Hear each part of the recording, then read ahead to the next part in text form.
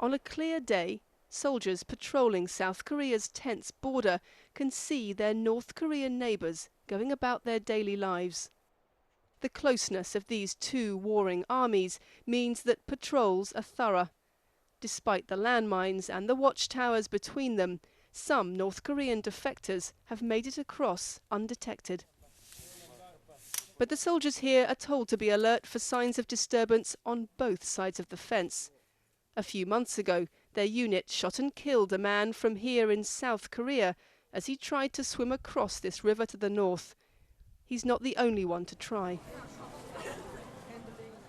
But why would anyone want to leave South Korea's bustling, wealthy capital for a life of hardship and repression in the north? Especially someone like Kim Hyun-dok. Hyun-dok is a North Korean success story. He escaped to the south 20 years ago, is married with 2 children and a successful career.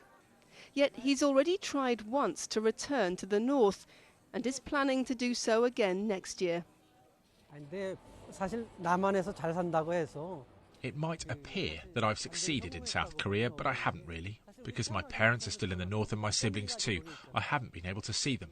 So I think it's only natural for me to try to find ways to visit North Korea, and to do it openly and legally. It's illegal for South Korean citizens, including defectors, to have any direct contact with North Korea. No phone calls, no emails, no letters.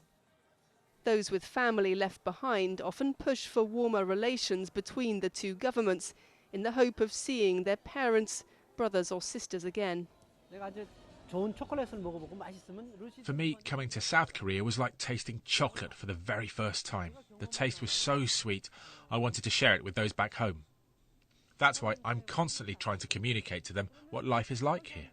They only have the negative view of capitalism, but I've got so much from this country, I feel I owe it to everyone to try to improve relations. A few years ago, Hyun-dok left his South Korean family in Seoul and travelled to China. He knocked on the door of the North Korean embassy there and told them he wanted to go back to the motherland. Not forever, just for a holiday. They let him in for a chat. And then they told him to get lost. They were really angry, he said. At the time, relations between the two Koreas were quite good and South Koreans were able to visit the north. Yet no one who actually came from the north had tried to do it. I was the first. There were no problems getting into the embassy, but when they learned I was a defector, they got very agitated. I tried to stay calm and tell them I had no bad feelings about North Korea and no intention to make trouble, that I just wanted to visit my hometown. But they were very angry. But he did manage to take a boat across North Korea's river border with China. He moored on the North Korean shoreline and filmed this rare footage of North Korean soldiers patrolling the riverbank. Incredibly, the soldiers allowed themselves to be filmed chatting, accepting money, and even stepping onto the boat. We've blurred their faces to protect them, but to Mr. Kim, it's a sign that North Korea isn't that dangerous at all. Not everyone would agree. We went to meet someone who knows firsthand the risks of living under the North Korean regime. A North Korean defector who fled here a year ago after leaving North Korea's prison camp number 12. Lucy Williamson, BBC. Hi, how you doing? 이런 벌레들이 나와요. 살찐 벌레들이.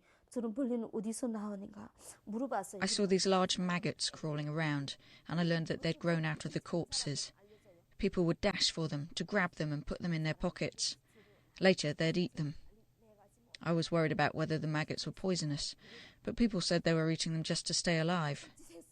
I wondered if I'd end up eating them too. There were others who'd been there longer, who would capture rats and eat them raw. I remember their mouths covered in blood. I've seen so many people killed for breaking very minor rules. In my cell alone, 3 people were killed within a month. Would you go back? 안 가죠. Never. Why would I go back to that place of darkness? I wouldn't go. I'd rather die. This was the river that greeted Kim Kwang-ho 18 months ago as he arrived in China with his wife and child. They were North Korean defectors running from economic problems in the south. Mr. Kim's plan was to redefect to North Korea by swimming across the river, but the current was too strong. So he went and knocked on the door of the nearest North Korean consulate instead. It took him a week to persuade them he was serious. Then they let him in. When he arrived, the regime threw a press conference. Mr. Kim and his family were taken to Pyongyang and paraded in front of the few foreign journalists there. He told them that defectors like him who escaped to South Korea were the victims of human rights activists conspiring against the North Korean state. Mr. Kim and his family weren't the only ones lined up for the cameras that day. Figures kept by the South Korean government say that 13 defectors have returned home, but activists say that many more have gone back unofficially. For Mr. Kim, life in the South was now a distant memory, its capitalist democracy reviled and criticised. Except a few months later, he decided to come back. South Korea wasn't so welcoming a second time. Mr. Kim was hauled in front of this court behind me and asked to explain his erratic behaviour. His lawyer cited financial difficulties in the north.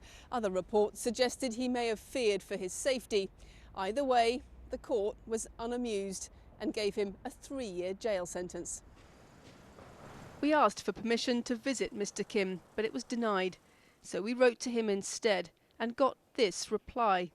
In it, Mr. Kim says that the press conferences arranged by North Korea to showcase returned defectors are compulsory, with speakers forced to take part. This is my real and desperate story, he writes. Finding a place in South Korean society isn't easy for defectors. At this boarding school for North Korean children in Seoul, staff teach core values like trust and self-sufficiency, alongside lessons in basic Korean language. The two countries have been insulated from each other so long that even the words used here in the South can be foreign. It's hard to find an Americano on the menu at Pyongyang coffee shops, for instance. But barista training is part of the curriculum here, designed to steer young defectors towards jobs that don't require English, IT or social skills. The unemployment rate among North Koreans here in the South is more than 3 times the national average. Mr. Son, like other defectors, got a package of government support on arrival, including this flat. But debt problems meant bailiffs took his fridge and washing machine. Now his meagre food rations are stored on the unheated balcony. Trapped between financial struggle in the south and lack of contact with his family in the north, Mr. Son has drawn attention to his case by applying to the South Korean government for official permission to return home. Over the years, I've noticed the political indifference towards defectors here in the south and the material circumstances they grapple with. And there have been days when I ask myself why I chose to come here in the first place. Anywhere a North Korean defector goes, he could face difficulties and discrimination. But the discrimination one faces from your own people can feel a lot colder.